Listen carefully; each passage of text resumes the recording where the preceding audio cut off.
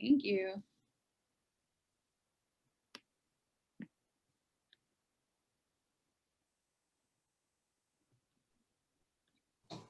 Okay, wait, where? Hi, everyone. We're going to wait a few minutes to allow our attendees to get into the webinar. We'll get started in just a couple minutes.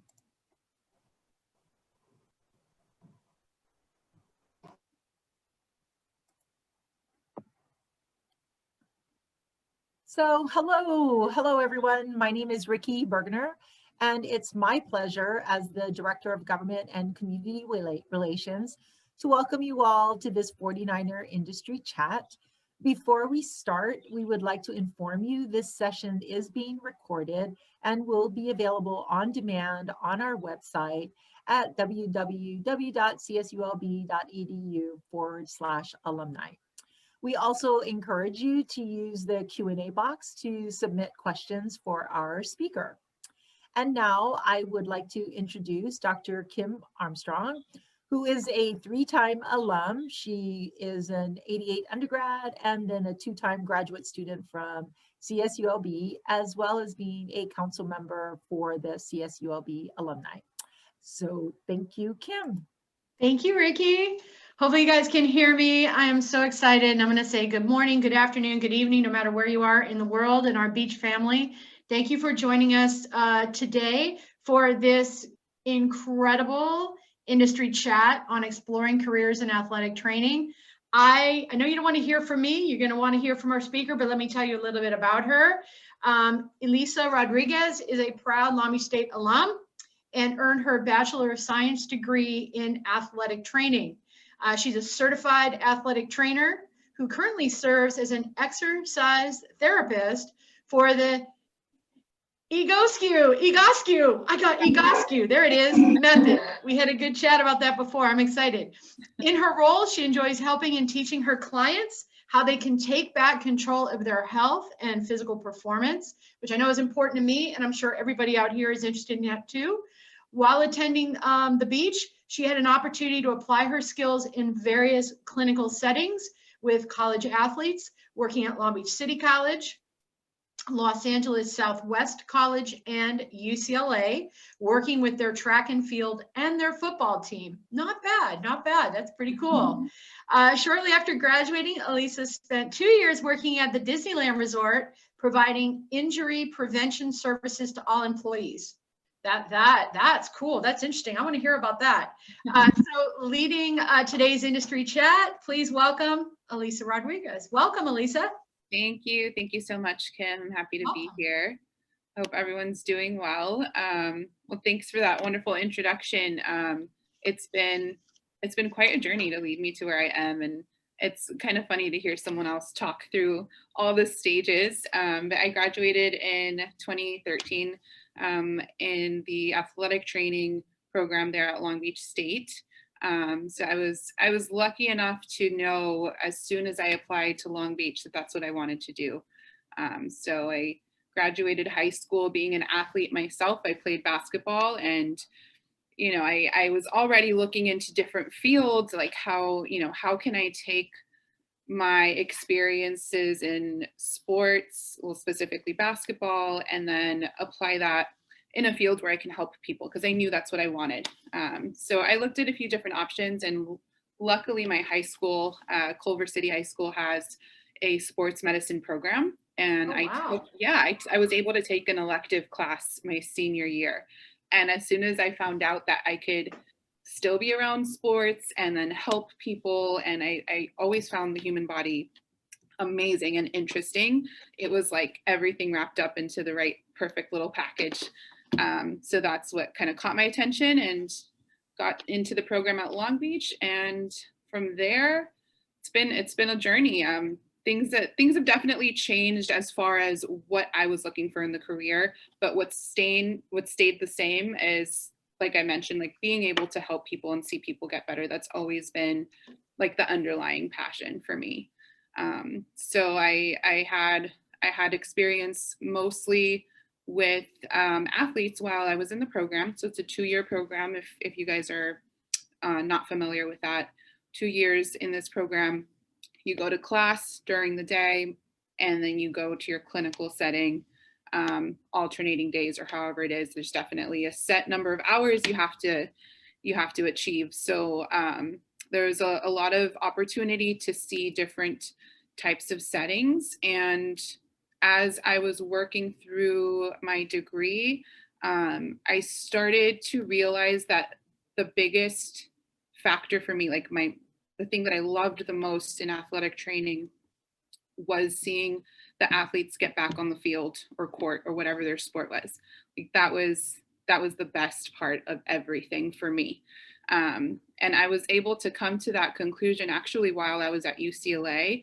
I had the opportunity to have an injury case basically all on me. So I was with this athlete, a football player, the day he got injured, which unfortunately was in summer camp before the season even started. I was there the day he got hurt. I was able to sit in on his surgery. I was in the operating room with him while they were operating on him. And then the whole recovery process, his treatment plan, of course, with the certified athletic trainer overseeing everything, but it was basically all on me. So there was a lot of time spent with him, and it was just amazing to see his progress. And I still have pictures of his first game back on the field. Wow. It was like the best day ever, and that's stuck with me. So I think that's when I started to realize like the therapy behind the scenes, not so much on the field. That's what really called to me. And for those of you that maybe aren't too familiar with what an athletic trainer does, sometimes the title can be confusing. It's not a personal trainer. It's not just strength and conditioning.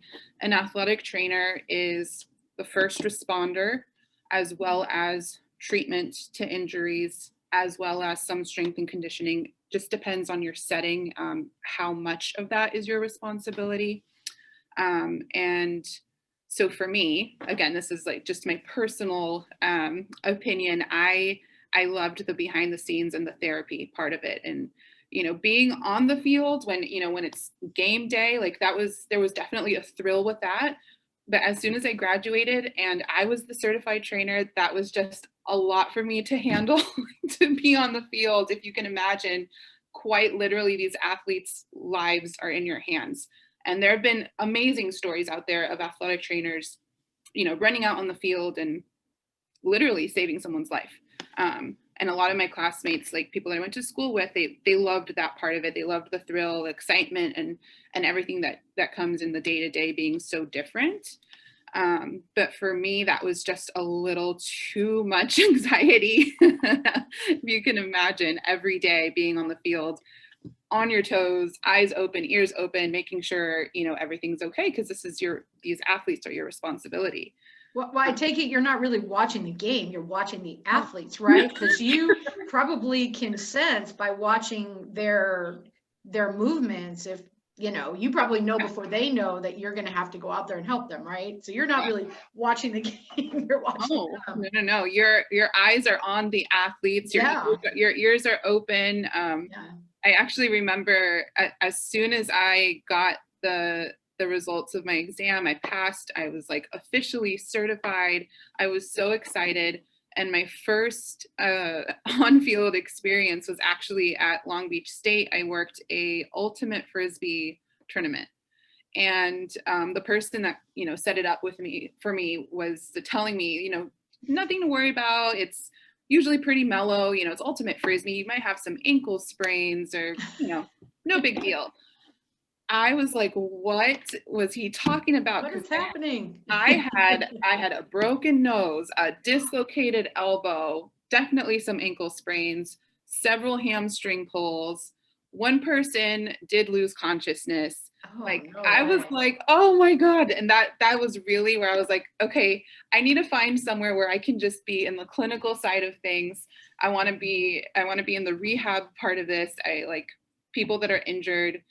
Seeing them get better is just so rewarding. So that's where I decided, okay, the traditional on-field setting, it just is not going to be for me. And that's not the case for everyone. Some people, like I said, some people love that, and that's wonderful. But I've been lucky enough to find my way through the clinical setting as an athletic trainer. So from there, my So first. can I quick jump in? Because we're Yeah. already getting like lots of questions. So Oh, sure. yeah, so do you mind if I just jump in with just a couple? Please. Okay, good. Thank you. So the first question is, you were talking about your clinical setting. And so the first question is, so are you required in the clinical setting now to continue to learn or take classes to stay current? That is a wonderful question. So as a certified athletic trainer, you do have education units that you have to complete, no matter what your setting is in. If you are certified by the BOC, the Board of Certification, there is definitely a requirement to do that on your own. If you have an employer that you can work with and ask them, do you guys cover this, or do you offer any education services? I'm lucky enough where we do that at Egoscue. They offer education units here, so I'm able to do them through my job. But if it's not available through your work, you would have to do the research and find places that are offering those continuing education units. So yes, the answer is you do have to continue to do that regardless of what your setting is. Cool. And along the lines of your education and then your clinical hours, were you placed in those clinical hours, or did Long Beach State help you find those? Did you have to help find those yourself to get that experience? So there's two parts to that. Mm-hmm. In order to apply to the athletic training program, look into what the requirements are. I don't know if they've changed since I've been there, but I had prerequisites. So part of that was some clinical hours. That was on my own. I went to West LA College because it was close to home for me. I emailed the head athletic trainer. I said, hey, I'm applying to the program. I need to build some hours so that I can apply. He was nice enough to take me in. So I did that part on my own. Then once I was accepted into the program at Long Beach State, they have affiliated setting, like schools that you can use as a setting. I don't know if it's changed since I've been there. There might be some other settings available. But every semester, I don't know if Mimi is still the director of the program, but so we have this list, and she would take into account your preference. So I appreciated that so much. So you can, you tell them like your top choices. She does her best to place people where they want to be, whether it's because it's close to home or for whatever reason.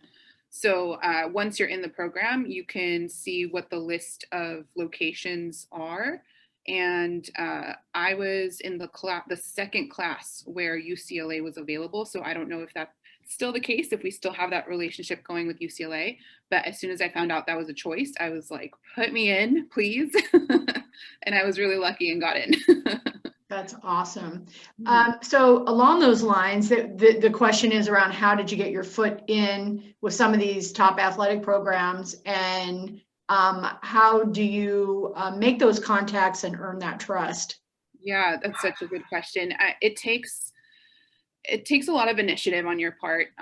As a student, it might feel a little intimidating, but I have found that certified athletic trainers, head athletic trainers, it's a pretty small community. And as you start to meet people, you'll realize that a lot of people know each other. And so it's so important to start to build those relationships and keep the relationships throughout your time as a student, because once you become certified, that's what's going to like push you through the door. So like I said, for me, as soon as I found out that that's the career I wanted to look into, I emailed the head athletic trainer at West LA College, just quite as simple as that. He didn't know me. I didn't know him. We didn't know anybody in common. I was just a local student, and emailed him, and he let me come observe. So it's observation hours first. You're not really hands-on. It's up to the trainer how much they want to allow you to help with things. But yeah, I really encourage people to reach out if there's a particular setting that you are interested in. If you already know that it's a clinical setting. I didn't know until I was almost graduate, or actually till I graduated, that's what I wanted. So I definitely recommend getting some experience in different settings. So clinical can be as a PT aide. That's another option. Where I worked prior to Egoscue was the Disneyland Resort. That's another clinical setting. Obviously, because of COVID, that is not open right now. But you just do your research and find out where athletic trainers are needed. Performing arts uses athletic trainers. Then there's along the lines of like what Disneyland did, other industries that use athletic trainers sometimes are hotels. A classmate, a colleague of mine, he started his company specifically for that, to reach out to people that work at hotels. So you can find an athletic trainer in industry settings, in clinics, in obviously schools and sports teams. It's a huge choice out there. So my recommendation is just see what interests you. And if you don't know, do a little bit of everything so that you can see what really resonates with you. That sounds really interesting. Yeah, I know at the company I work for, we have something called industrial athlete, which is we have similar things, right? Where we're trying to help build, how we work. A few more questions. I've done several of these. I've never seen so many amazing questions come in so quickly. I love this, the participants that are here. Awesome. Okay, the next one is, and maybe this is maybe you can't answer this, but maybe your personal opinion. Do you think athletes often try to hide injuries so that they can continue to play? That's such a good question. Yeah, sometimes that happens. It definitely depends. I mean, it depends on the athlete, depends on what's expected of them, like what level are they performing at. We talk about professional athletes, that's a whole nother ball game. And I mean, UCLA is like high profile Division I football. So you can imagine the stress and everything that those guys are going through to perform. But at a professional level, you take it a step further, it's their livelihood. It's their job. Yeah. It is their job to show up and be able to play. So there's definitely some people that will try, or some athletes that will try to kind of underplay how hurt they are because they want to show up. And I think that as an athletic trainer, your responsibility is to build the relationship with your athletes. And even now, like in the clinical setting, like such a huge part of what I do is my relationship with my clients. And I think that that's something that has come with experience more than being taught out of a textbook. And because I don't think you can't really teach that out of a textbook, but you definitely want to consider that going into this field. It's about the people. You have to be a people person. It's not just about anatomy. It's not just about knowing the human body. You can learn that. You can teach anybody that, but you have to be able to build this connection with these people and be able to learn how they learn best, how they respond best, so that when you do get these cases in the traditional setting with athletes where they maybe don't want to tell you how bad something hurts or how bad it felt, or they kind of want to underplay how severe something was, when you know them, you'll be able to kind of catch that, and you'll also have the responsibility to keep an eye on them, and just for an example, like concussions are a big thing. And if you know your athletes, you know their personalities, you kind of know their baseline. If they're not acting like themselves, their temperament is different when they're on the field or court, whatever, and they're not playing the same, like those are red flags. So yeah, that's definitely a big part of the responsibility of an athletic trainer for sure. Great. Awesome. I still have more questions if you're up for it. Throw them at me. hopefully, and if we're going to start moving into the other piece of your presentation, but there's a lot of questions about your clients. So you mentioned your clients earlier. Yes. Are all your clients now current and former athletes, or do others who have any injuries seek your services? So currently, the clinic that I'm at Egoscue, we actually serve more of the general population. So that's another factor too, is the population that you're serving in your setting. For us particularly, it's not just a athlete, like in the traditional sense, not an athlete-based service. It's open to the public, but because of the services that we offer, we tend to attract people that are definitely active or want to be active. They keep a healthy lifestyle. They're looking for a way to, usually they already have pain or an injury, so they're looking for a way to recover more holistically. So this is definitely a holistic approach. In this particular clinic with Egoscue, all we do is exercise-based therapy. So in a traditional athletic training room or a physical therapy clinic, you're going to see other modalities like stim, like ultrasound, or soft tissue massage. You're going to have a lot of other factors. Specifically where I work now, it's all exercise-based. So the people that we see, a lot of people have been dealing with chronic pain and haven't had much success, unfortunately, with other modalities, or they've been told that the only option is surgery and they don't want surgery. And then on the other end, we do get people that are looking for performance enhancement. So people that are active, and we actually really strive to move all our clients in that direction, in the sense of once you're out of pain, we want you to work on your function, the proper function of your body, so that you don't get injured again, so that you don't have different pain down the road. Everything that we do here is based on the principle that our bodies were designed to hold a symmetrical, balanced position. And when there are deviations from that, dysfunctions, compensations over time, it's going to be a problem. And if I can, Kim, can I share? Yeah, that would be great. I was going to say, yeah, take us through that. And then, I'm sure as you go through this, maybe you could share a little bit about, what your typical days are like, and maybe a little bit about if COVID or how COVID may. Yeah, for sure. Yeah. Okay, great. So this, I think this is just a great visual for you guys to see exactly what I'm talking about when I talk about balance and symmetry in the body, and the specific approach in my clinic and the people that we see here, our clients. We show them this and we educate them on this. That's another huge factor about what we do here, and why I love where I am right now. Like, this is amazing, because we get to empower our clients to understand their own body, take their health into their own hands, and we show them this is how you were designed. So anybody can look at an anatomy book and see this, right? This isn't a specific Egoscue picture. This is just human anatomy. We look at the loading joints. Those are the ankles, the knees, the hips, and the shoulders. Those joints are meant to be symmetrical left to right, and they're meant to be stacked vertically. So whenever there's a deviation from this, when you have like one hip that's higher than the other, or a shoulder that's higher, or something's rotated and twisted, you are now changing the way your body takes the load and the work, first of all, of just holding itself up.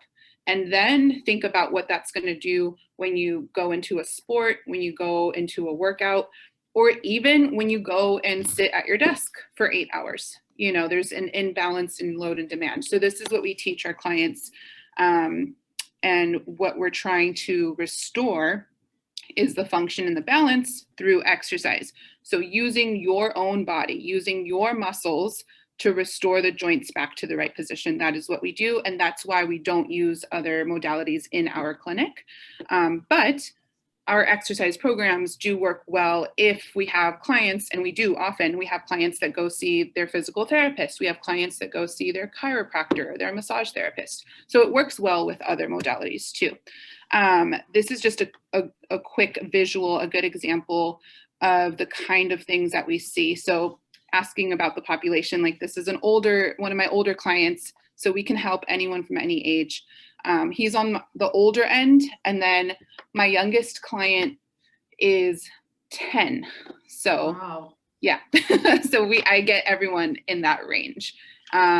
So he came in, he has, or had, I should say, a lot of shoulder pain. It's already like significantly better. But what you can see based on the previous slide, right? This is our golden standard. That's what we're working towards. There is a lot of imbalance. You have one hip significantly higher than the other. You have a shoulder higher than the other. And then from the side views, you'll see that he's like hunched forward. Yeah. Then you'll see this, the dates are at the top of the pictures. The improvement that we've gotten from July to November, and disclaimer with that, he did have about a month and a half maybe of a break in between because he had a kidney stone that he had to pass. Ooh. So we took a little break and then we got right back on it. And so this is where he's at now. So he's looking a lot better. You can see how much of that balance is restored in the side view. He's not as hunched over. And this was all by educating him on what his body's supposed to be doing, teaching him the exercises to address this. And the exercises also, I need to say, is a personalized program based on our evaluation of him. So not based on his symptom, not because he had shoulder pain, but because we looked at his body and said, okay, maybe that asymmetry in your hips actually making you carry more stress in your shoulders because you're bent forward, you're using your back more than you need to. So all of these things are very specific to him, his body, and then we put the exercise program together. So it's not symptom-based, it's personalized. Wow. So tell me a little bit about like a typical part of your day and maybe what's the hardest part of your job? Sure, that's a great question. So day to day, I have a scheduled clients that I see. Everyone's appointment is about an hour, with the exception of a new client. We give them 90 minutes on their first day. So I get to know them usually prior to the appointment. So we've either spoken on the phone or we've emailed, but we've communicated. So I kind of know why they're coming in.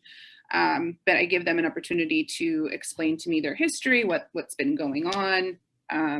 In the athletic training room, you know that as SOAP notes, taking in like the history, what's, the pain. But then I also, like I mentioned earlier, I want to get to know them a little bit more on a personal level outside of their pain, because that's really what's going to help them get better, is knowing why they want to get better. Yes, okay, your hip hurts, but what does that mean? Does that mean you can't go on walks with your husband? Does that mean you can't play with your grandkids? Like, why is it important for you to get better? If I can understand that, then I can really help them on a deeper level. So that's like the first part of an appointment. Then we go into the evaluation that consists of taking their pictures. So those pictures that I just showed you earlier. And then actually, let me share again. What we do after the pictures is functional testing. So you might know that more as like special tests in athletic training. In the Egoscue Method, there are specific tests. So I had to be certified here in this specific method. So as an athletic trainer, I came in and then they trained me in this method. So this is one example of something that we look at. It's called hanging. So like bending over to touch your toes. We look at how someone does it. What does their body do to achieve that motion? This is just one of those examples of a test. And you can see, like, we'll start on the left side, the man with his head facing us. This is an example, actually a young boy, I should say. He's a teenager with scoliosis. Yeah. So you can see where he's wearing the gray shirt. That hump is caused by a rotation in his spine, right? Part of scoliosis. Wow. And then the picture next to it is after a program of exercises. I believe this was a week apart. Wow. Yeah, so it's pretty amazing. Honestly, when I was introduced to this method, it blew my mind because it's such a simple approach, and it's based on the fact that your body has the ability to change itself. It really does. Something we all like. If you're in the health field and you've done any kind of exercise therapy classes, you know that the job of the muscles is to move the bones. If you want to bring your hand closer to your face, you have to flex your bicep. That's what muscles do. So it's not like a far out idea. It's just using your body to create the change. So we do some functional testing. We take a look at how our clients are currently moving. And then it's a little bit of detective work, right? Then we try to like connect the dots for them, where it's like, okay, for this other picture to the side with the guy with the bandana and his shirt off. So he had low back pain. So looking at how he moves, how he hinges, or I should say lack of hinge in that first picture, and it says they're 20 days apart. Like when he's asked to bend forward to touch his toes, his butt shifts all the way back. He moves through his upper back and he gets stuck, and that's as far as he can go. So what we needed to work on was his ability to move through his pelvis. So if you're taking this kind of like stuck movement, and he's an active guy, if you're taking this stuck movement into CrossFit, like imagine this dysfunction with a deadlift, like it's not surprising that his back hurts. And that's like the fun part, is when you explain this to the client and you're like, look at how you're moving. Like, no wonder your back hurts. So now let's restore the function. Your back won't hurt and we'll prevent injuries. And so that's what we did with his program of exercises. Then you see 20 days apart, he was so thrilled that he could touch the floor. It was actually like a really cool moment. He told me that he does not remember the last time he could touch the floor. He couldn't remember. He said he was probably a kid. So this is like a day in the life of an Egoscue therapist. These are the things we see. So we go through the exercises with the client, and now there is a big responsibility on the client, and we let them know up front that they have to do their exercises. If you don't do the exercises, it will not work, and we can't do them for you. So that's a big factor. Then every time we meet again, we usually see people once or twice a week. We meet again, we reevaluate, we reassess, because the body is going to be changing, as you can see in these pictures, and we continue to work on their function, and the goals start changing too, which is really cool. It goes from, I don't want my back to hurt, to I want to do my next Ironman, you know, and so whatever their goals are, we are there along the way. So what's the hardest part of your job or of your day? And how has COVID impacted? Great questions. The hardest part, I will say, and this kind of goes back to something I was touching on earlier, is when you come across people that have a harder time sharing what their pain really means to them, when they want to keep it pretty superficial, and they're just like, I just don't want to hurt. You know, when I don't know anything else about them, that makes it hard. You know, quite honestly, it makes it hard. But I appreciate the fact that they're in here and they're trying to do something better for themselves. So it is a constant practice of learning how to best communicate with people, because everyone's different.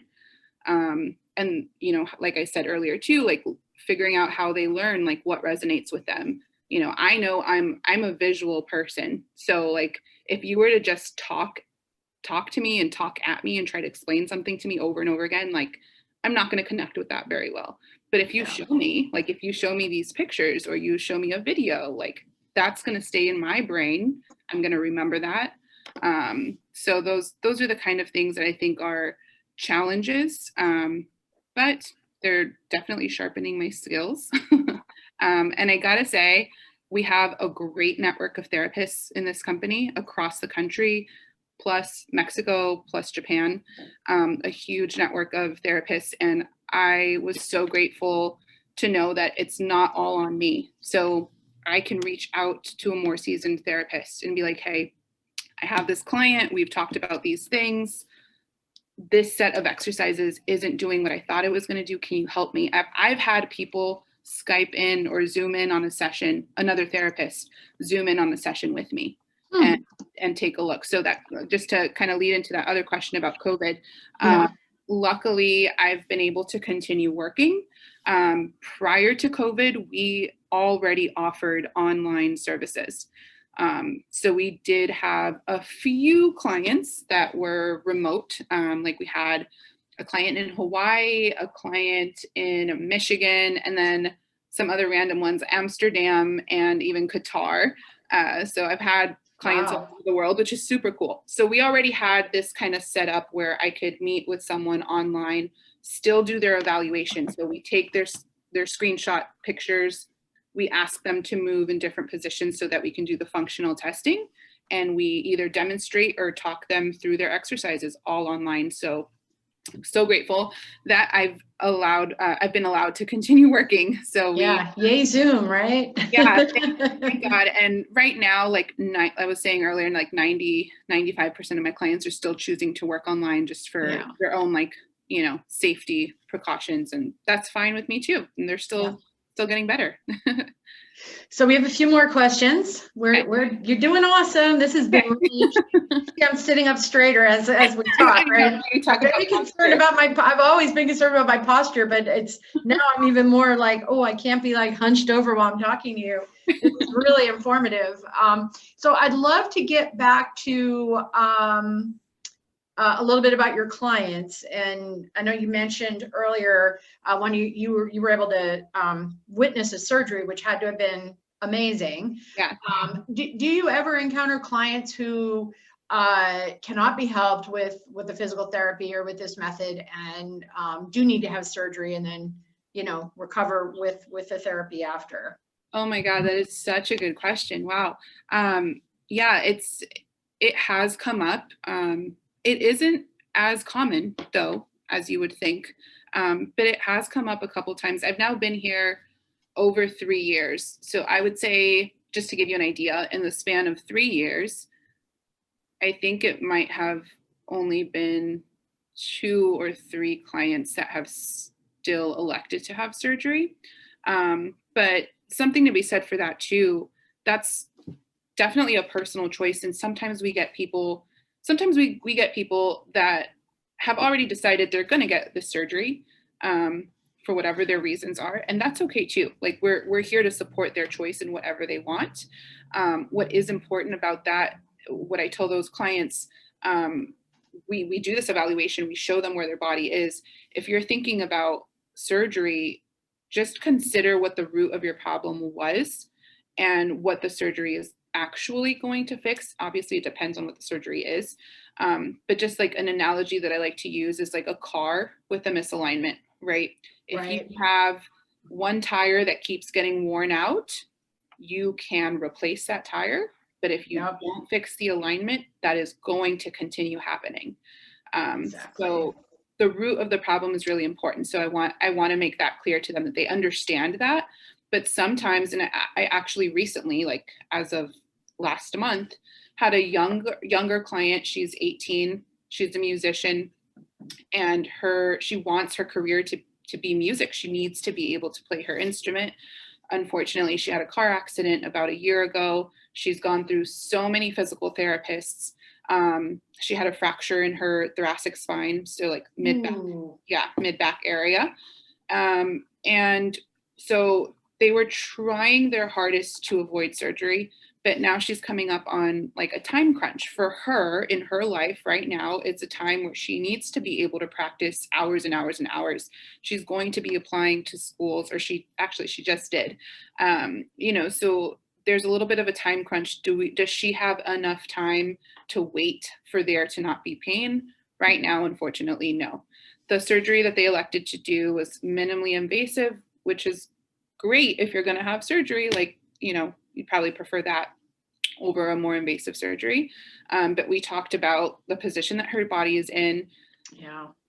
Going into the surgery is going to be so important, and it's going to dictate how well she recovers as well. And also for her, she's so young, like for her future, if she wants to keep using her body, and that's another population, right?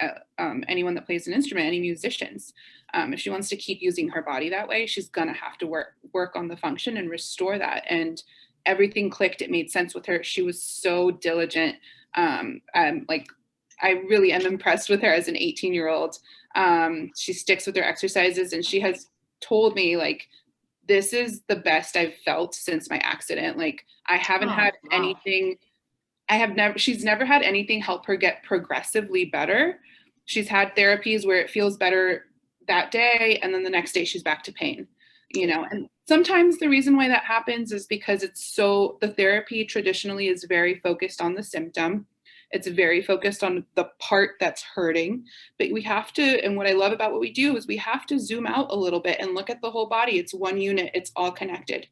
you know, it's a different way to look at it, but it's important. And so she had her surgery. I worked with her, so like pre-op therapy, and now we're in post-op, and she's doing so much better. So That's great. you kind of have to show up and be there for the client, whatever the client needs. That's what we're here for. Yeah. So we have a few other questions, and I know we are rapidly, like, we have been going for a bit. A couple of last questions that I have here in the chat box. So, and this is great because this is really timely for any students that are on. For someone in the athletic training program now and is graduating in May, what recommendations do you have to build contacts and get experience? Yeah, that's such a good question. Well, I would say like get to know the people around you, like in your class. I know like 2 years with the same group of people, like we all became pretty tight.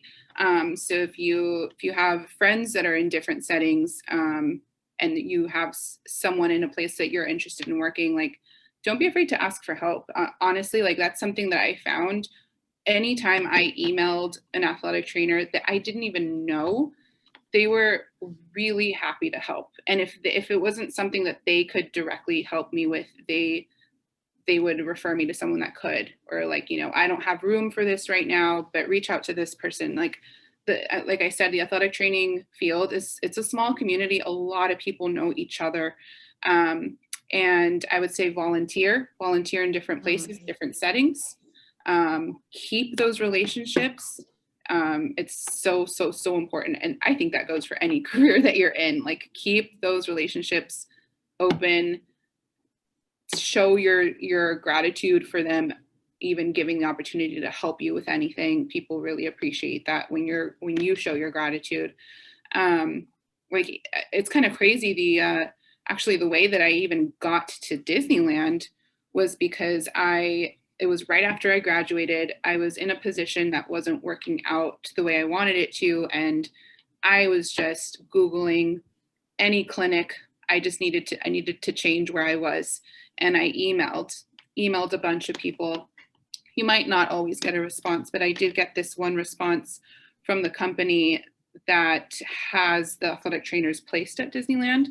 I didn't know this going into it. I just emailed them because they had a clinic. And I said, I'm looking for a position. I'm an athletic trainer, recently graduated. Do you have anything open? They said, no, we don't have anything open. But Disneyland is hiring. I'll connect you with their manager. And wow. This was all via email, nobody that I had ever met.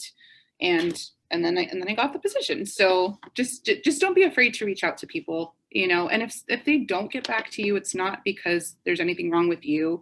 It's just probably the timing, you know, you got to put all the feelers out there. Awesome. Okay, so here's our last question, and then you can answer this, and then you can do you know, whatever you want to close with. Okay. But what's next for you in your career, and what's your next big professional goal? That's such a good question. Well, you guys ask really good questions. Well, like I said, I've been here for 3 years, and something that I also really love about being here is the opportunity for growth. So I've moved up in 3 years from an exercise therapist to a co-clinic director now, recently. So I have a lot more responsibility on that end. And I really could see myself doing this for the rest of my life, maybe in a different capacity. And one day, hopefully opening my own clinic. I think that would be my next big goal. But I have really found that this method and this setting like just hits all the boxes for me. You know, it's a place where I am seeing people get better. I am amazed by the work that the human body can do. And I have the opportunity for growth, and, you know, I can maybe own my own clinic one day in the not so far future. So that would be the next step for me. Awesome. Well, this has been amazing. I learned so much, and you've been so gracious with your, you know, with your time, and your passion comes through. I'm so glad to meet you. Go Beach. And thank you. So I think now I'm going to turn it back to Cynthia. I saw you come on, and I'm just going to say thank you. Oh, thank you for having me. Thank you. Well, I just want to echo our thanks to Elisa and to Kim. What a fascinating conversation. I feel like I was adjusting my posture constantly throughout. But thank you so much for sharing your expertise and, of course, your professional journey. To our audience, thank you to everyone who joined us today. On your screen, you see our website as well as our social media handles. We welcome you all to follow us and visit our website where this recording and others are available for your demand and on-demand viewing. So again, thank you to everyone. Have a wonderful day. Thank you.